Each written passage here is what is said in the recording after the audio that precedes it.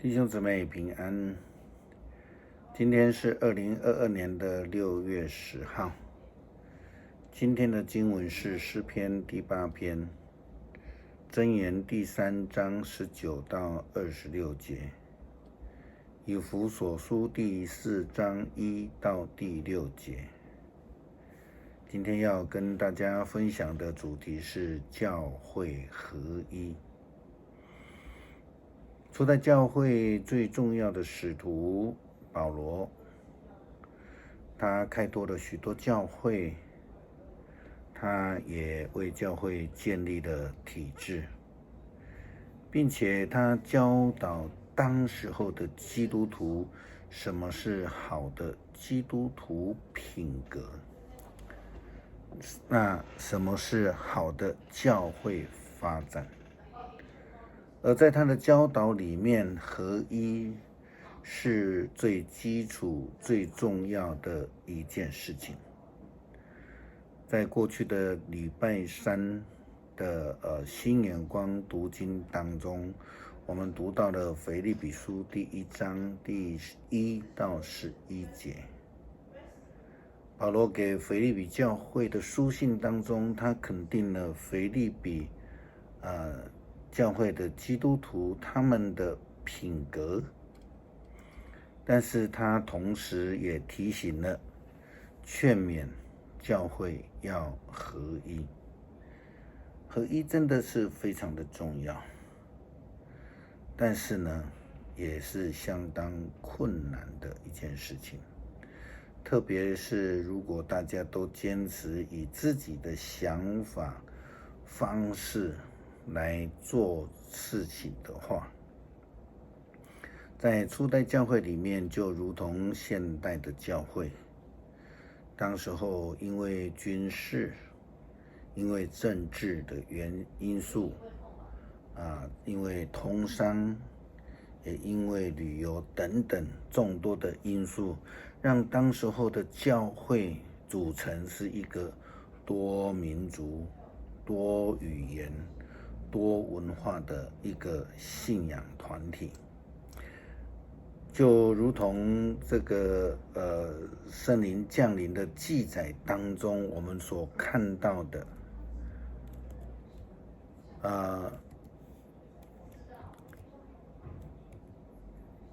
当时候使徒们因为圣灵的充满，就说起了各国的方言。因此我们就看到一个问题了，要彼此接纳、合一，就成为一个非常重要因为它很困难这样的一个课题。圣灵降临节以后我们会时常去探讨圣灵的工作，圣灵所赐下的这个恩典、智慧、能力等等的主题。那我们昨天在读经的分享当中也提到了圣灵所赐下的智慧与能力。今天的经文我们从箴言第3章19到26节来看。经文告诉我们，上主以智慧创造世界，他以聪明安置天空，他的知识使江河涌流，他使密云降下甘霖。年轻人要持守你的智慧与见识，不要让他们溜走，这样他们必做你景象上的美事，使你过欢愉的生活。你会走在平坦的路上，不至于跌倒。你会安然地躺下，一觉睡到天亮，用不着害怕。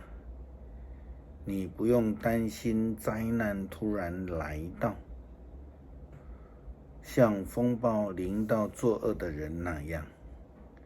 上主要保守你安全，他不会让你掉进罗网。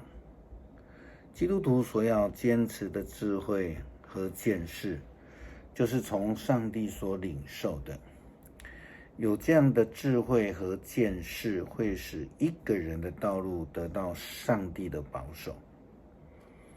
这样不但看起来好看，更能使人得到喜乐、平安的生活。因为有上帝的智慧，就会走在平坦的道路。因为那是上帝的道路，是上帝在保守。拥有这样一个上帝所赐的智慧的人呢，就会努力去追求上帝所赐下的旨意，就是追求一个合一的教会。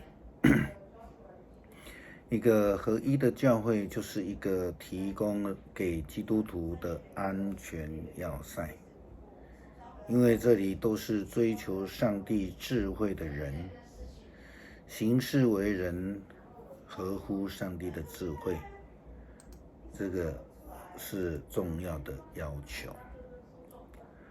保罗给以弗所教会的书信里面呢，这样提到，他说：所以我要因为这个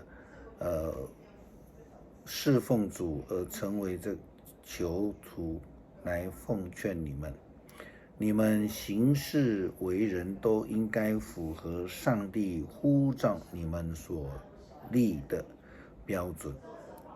你们要谦逊，你们要温柔，你们要忍耐，以爱心互相宽容，以和平彼此联系，尽力保持圣灵所赐合一的心。唯有一个身体，唯有一位圣灵，正如上帝呼召你们来享有同一个盼望。唯有一位主，一个信仰，一个洗礼。唯有一位上帝，就是人类的父亲，他在万有之中统御万有，贯彻万有。基督信仰的基础是唯一神论。既然是唯一的上帝，当然就是唯一的圣灵，因为这个救恩也是唯一的。以和平彼此联系，尽力保持圣灵所赐合一的心，这是保罗非常重视的一件事情。既然我们是唯一神论，领受同一个圣灵的恩典、智慧、能力，那么教会怎么可以彼此分裂呢？基督徒、基督教的教会应该与上帝联合，不但如此，更要在人与人之间有好的联系，这才是合一的教会，才符合上帝的智慧。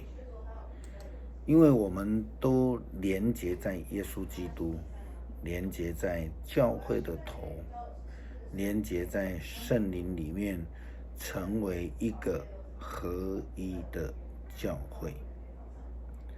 从教会的合一，那么基督徒跟教会才能见证自己是有圣灵同在的一个生命。上主，我们的主啊，这是诗篇第8篇。上主，我们的主啊，你的伟大彰显全地，颂赞你的声音上达诸天，婴儿和幼童一起唱歌。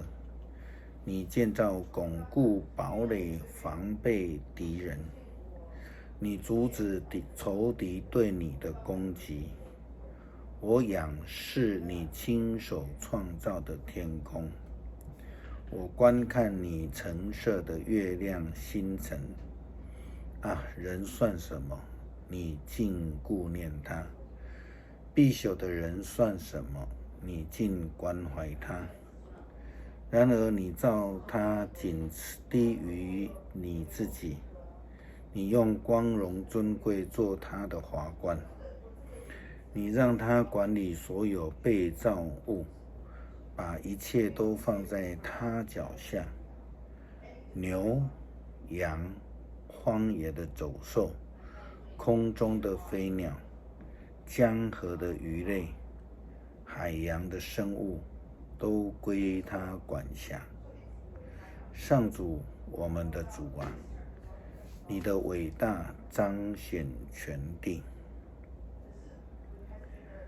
恳求上帝赐下圣灵，教导我们与主合一，也让我们愿意以主的爱与兄姐有亲密合一的关系，成为别人的祝福。感谢耶稣基督赐下圣灵，呼召我们成为合一的见证。感谢祷告，奉主的名求，阿们。